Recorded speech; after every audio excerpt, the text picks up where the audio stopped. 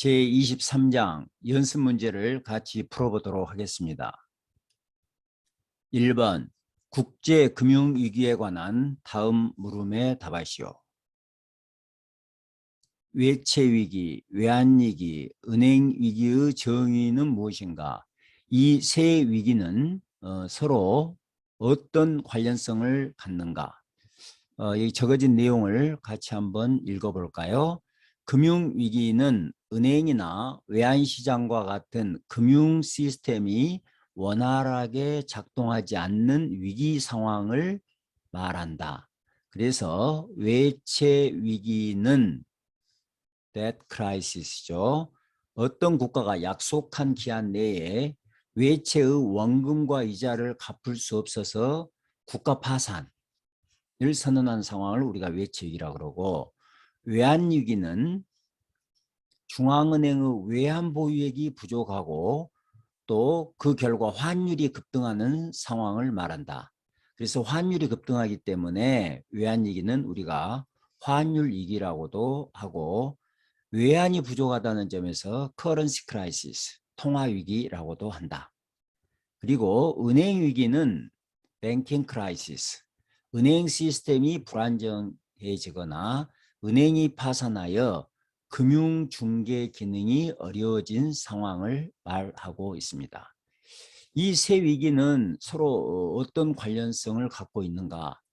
우리가 역사적으로 보더라도 이 두 개의 위기가 같이 나타나기도 하고 두 가지 위기가 동시에 나타나기도 하고, 그래서 이걸 우리가 쌍둥이위기라고 하고, 세 가지가 동시에 나타나기도 합니다. 그래서 이걸 세 쌍둥이위기라고 한다. 이렇게 보시면 되겠습니다. 2번 국제금융위기는 왜 경기 침체를 이야기하는가? 그러니까 금융위기가 발생하면 왜 실물경제가 침체되는가 하는 질문이고, 또 한 국가 위기가 다른 국가 경제의 침체를 가져오는 이유는 뭔가? 왜 다른 국가로 파급되는가? 이런 이야기가 되겠습니다. 여기 적어진 걸 같이 읽어보실까요? 금융은 실물경제의 매개체 역할을 하고 있죠. 그런데 금융 시스템이 붕괴되면 어때요? 실물 경제가 잘 작동될 수가 없겠죠. 그래서 소비나 투자가 위축되고 경기가 침체하게 된다.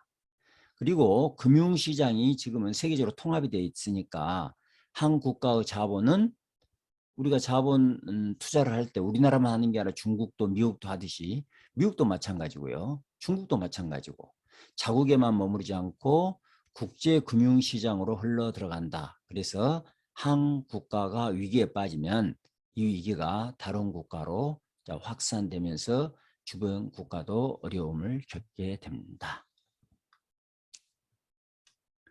2번 자본 이동이 자유로운 개발도상국 경제가 조정 가능한 고정환율 제도를 시행하고 있다. 이 나라가 인플레이션으로 매년 10%씩 평가절하를 하고 있어요. 그러면 이 나라의 명목 이자율과 해외 이자율과 차이가 어떻게 될까 하는 이야기입니다. 이것을 우리가 이자율 평행 조건을 생각해 보면 되겠어요. 이거 우리나라 이자율이고 이게 해외 이자율인데, 그 차이가 뭔 거는 2 마이너스 2거든요.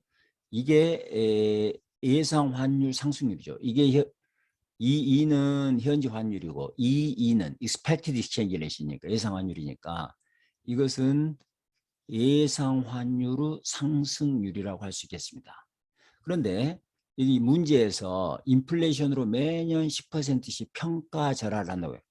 계속 환율이 10%씩 올라가고 있는 거죠. 그러니까 이게 10%라는 이야기죠. 그러니까 이 두 나라의 금리는 10% 정도 차이가 날 거다. 이렇게 답하면 되겠습니다. 3번 1997년 한국의 외채 위기 당시 한국의 금리는 30% 수준까지 상승하였고, 이는 기업의 투자를 위축시켰다.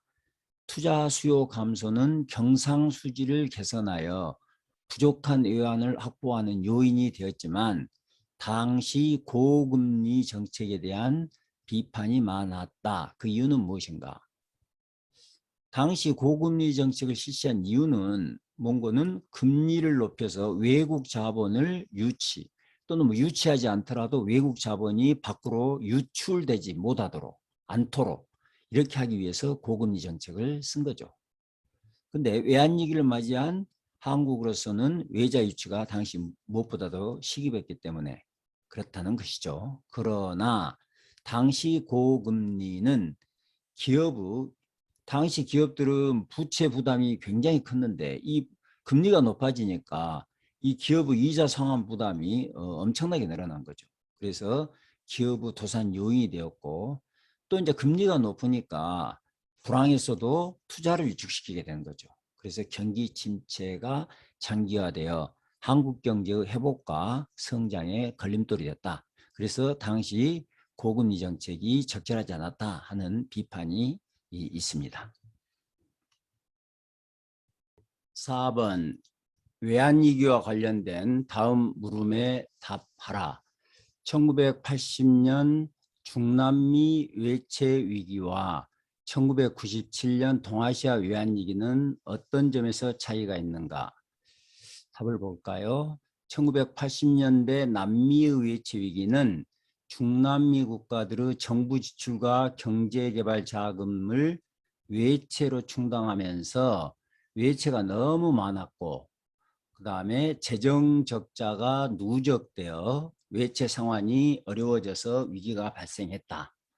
이에 비해 1997년 동아시아 외환위기는 재정 적자의 누적보다는 국제 자본시장의 불안정성, 그 다음에 정부 암묵적 지급 보장에 의한 도덕적 해이, 자본 자유화에 따른 대규모 자본 유입과 단기 부채의 증가 뭐 이런 것들이 이 외환위기 원인이었다. 그래서 크게 보면 남미는 재정 적자가 컸고 동아시아 국가들은 재정 적자는 그렇게 크지는 않았습니다. 그래서 재정 적자 누적보다는 다른 문제, 특히 도덕적 해이, 과도한 차익 이런 것들이 그 동아시아 외환위기 원인이었다 이렇게 보고 있습니다. 2번 외환위기의 원인으로 제기되는 통화 불일치 문제는 선진국보다 개도국에서 더 심각하다. 그 이유는 무엇인가? 통화 불일치는 외국 통화로 돈을 빌려와 가지고 나중에 외국 통화로 갚아야 되니까 환율이 급등하게 되면 대출을 해줘야 되는 돈이 갚아야 되는 돈이 급등하게 되는 크게 늘어나는 이런 문제가 발생하게 되는 거죠.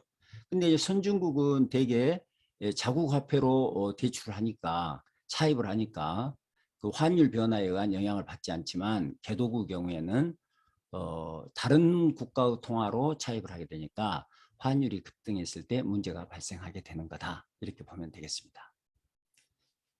3번 외채 규모보다는 당기 외채 비중이 높을 때 외환위기 가능성이 높다. 이건 이제 만기 불일치 문제에 대한 이야기가 되겠죠. 장기로 빌려와서 장기로 대출을 하면 기간이 장기니까 별 문제가 없지만 단기의 경우에는 계속 롤오버, 계속 차입을 연장해야 되는 상황에서 어느 시점에서 차입 연장이 안 되게 되면 이제 문제가 발생하게 되는 거죠. 그래서 단기 외채 비중이 높을 때 외채 위기 가능성이 높아진다. 이렇게 보겠습니다. 도덕적 4번 도덕적 회의는 모럴 해저드 회의는 어떤 점에서 외환위기 원인이 되는가? 이게 회의 투자자들이 개도국 기업들이나 정부에게 과도하게 대출을 해주는 거죠.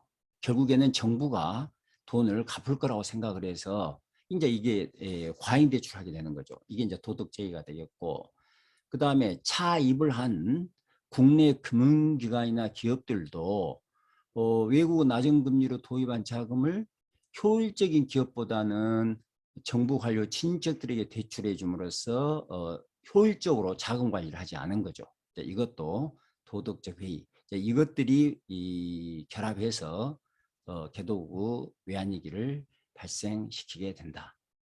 도덕제의라는 과잉 투자와 비효율적인 대출은 투자의 부실을 초래하게 될 것이고 어느 날 거품이 사라지면서 외환위기를 일으키게 된다. 이렇게 보겠습니다. 5번 홍콩은 미 달러화에 대해 고정환율 제도를 채택하고 있다. 아시아 외환위기 때 주변국의 통화가치가 대부분 하락하였다. 당시 홍콩의 정부는 사람들에게 평가절하가 없을 것이라고 납득하고자 노력했다. 왜 이렇게 납득하고자 노력했을까? 사람들의 환율에 대한 예상, expected exchange rate를 변화시키지 않으려고 하는 거죠. 만약에 사람들의 예상 환율이 올라가게 되면 앞으로 홍콩 달러가 가치가 떨어질 거야. 그래서 환율이 올라갈 거야 라고 생각하면 실제로 이게 환율을 올리게 될 것이고, 고정환율 제도에서는 이 환율을 다시 원위치로 시키기 위해서는 어떻게 해야 되겠어요? 원위치 시키기 위해서는 중앙은행이 달러 공급을 늘려야 되는 거죠. 달러 공급. 달러 공급을 늘려야 되니까 중앙은행이 가지고 있는 외환 보유고가 점점점 소진되는 문제가 발생한단 말이에요. 그래서 애초에 우리는 환율을 변화시키지 않을 거야 하고 사람들의 기대를 갖다가 올리지 않도록 납득을 시켰다. 이렇게 이해하시면 되겠습니다. 여기 적어진 내용은 여러분들이 읽어보시기 바랍니다.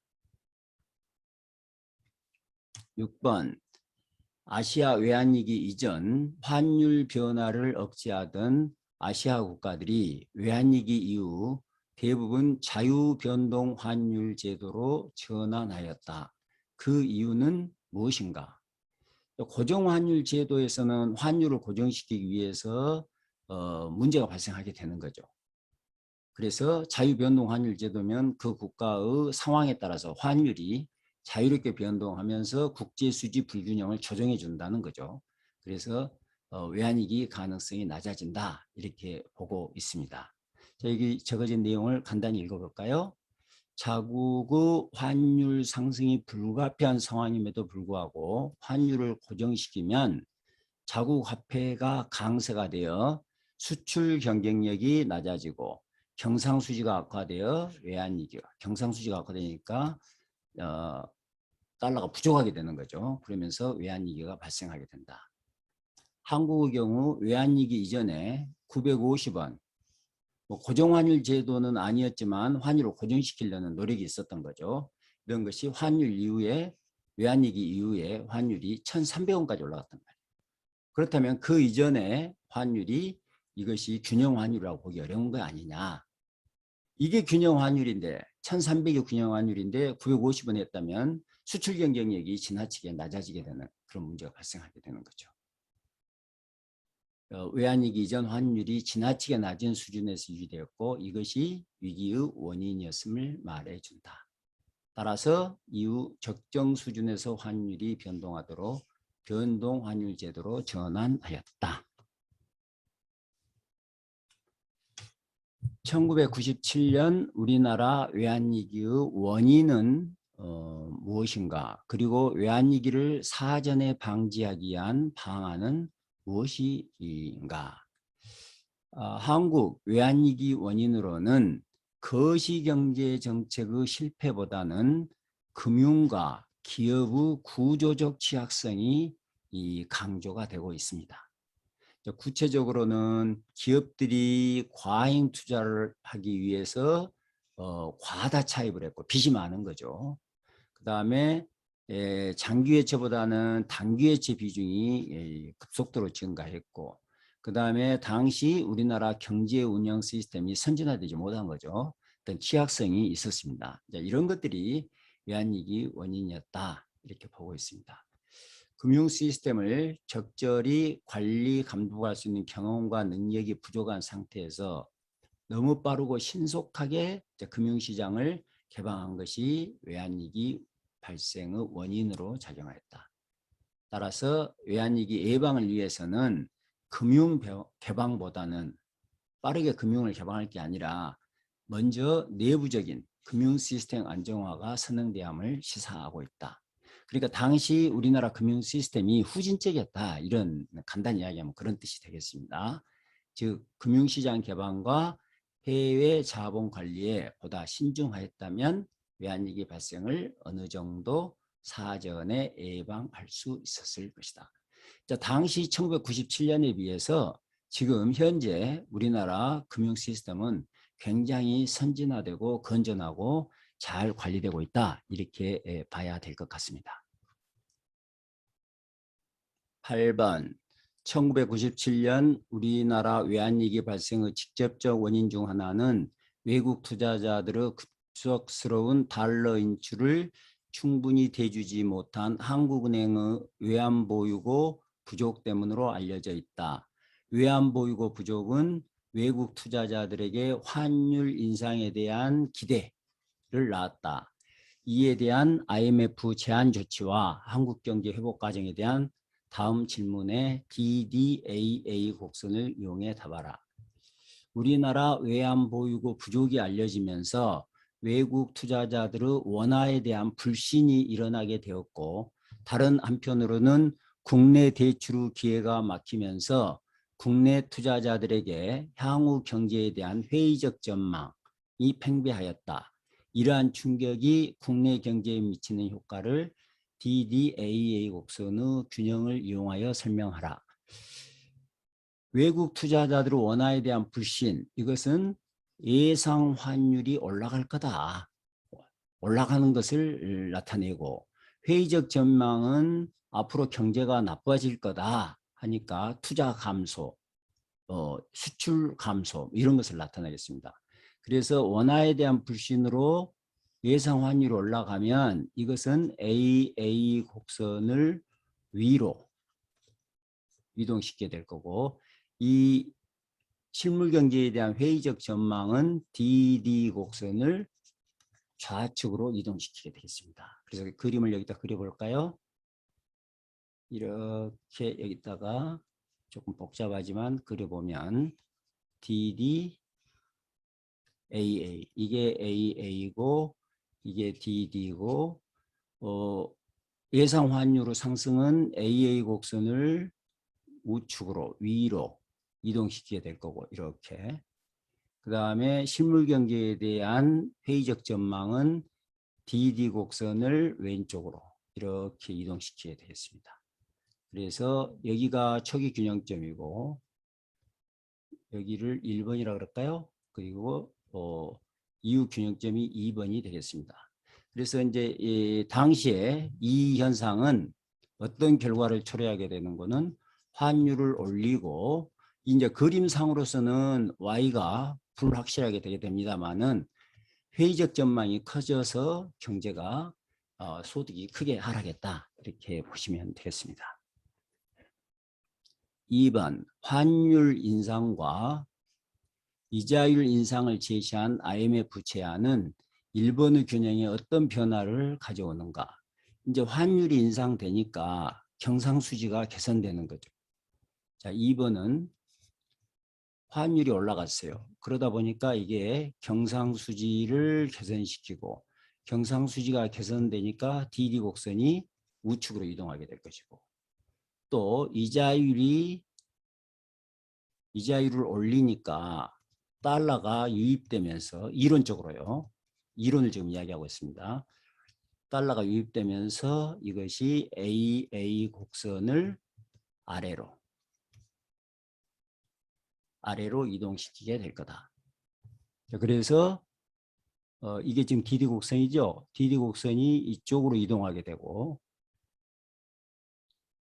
경상수지 개선으로 인해서 DD 곡선이 이쪽으로 이동하게 되고, 그 다음에 AA 곡선, 얘가 지금 2번이었거든요. 2번 균형인데 AA 곡선은 이자율 상승으로 인해서, 인상으로 인해서 AA 곡선은 이쪽으로 이동하게 되겠습니다. 그러면 다시 이쪽에서 이쪽으로 가고 이쪽으로 가니까 뭐 이쪽 어디엔가에 균형을 이루게 되겠죠. 그래서 3번이라고 그럴까요? 이쪽으로 이동하고 이쪽으로 이동하니까 이 3번, 뭐 이 정도, 여기가 이제 애초 균형점이라 그러면, 그래서 환율은 하락하고 결과적으로 환율은 하락하고 소득은 불확실하지만 여기서 뭐 올리는 이런 역할을 했다. 뭐 이렇게 우리가 이해할 수가 있겠습니다.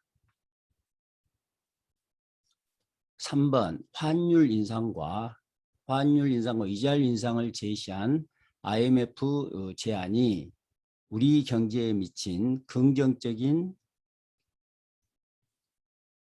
환율 인상과 이자율 인상을 제시한 IMF 제안이 우리 경제에 미친 긍정적 측면, 부정적 측면. 이 이자율 인상을 통해서 외국 자본을 유치하는 긍정적인 측면이 있겠지만 이 이자율이 인상되니까 부채 부담이 컸던 기업들이 이자 부담이 커서 뭐 도산하는 그런 현상을 나타내고 또 이자율이 인상되면서 투자를 위축시켜서 경기 침체를 가져왔다. 이렇게 볼 수 있겠습니다. 이 내용은 여기는 한번 여러분들이 한번 읽어보시기 바랍니다. 그다음에 9번 유로존에서 재정정책은 유효한가? 남유럽 재정위기 사례를 참조하여 설명하라.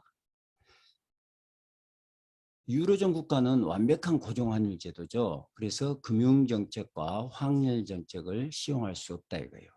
그래서 유로존 국가들은 재정정책만이 유일한 정책 수단이다. 자, 그러나 이 재정정책도 금융시장에 영향을 미치기 때문에 독립적으로 독자적으로 사용되기가 어려워요. 그러니까 금융시장의 변화를 우리가 참고를 하고 관찰을 할 필요가 있다는 이야기입니다.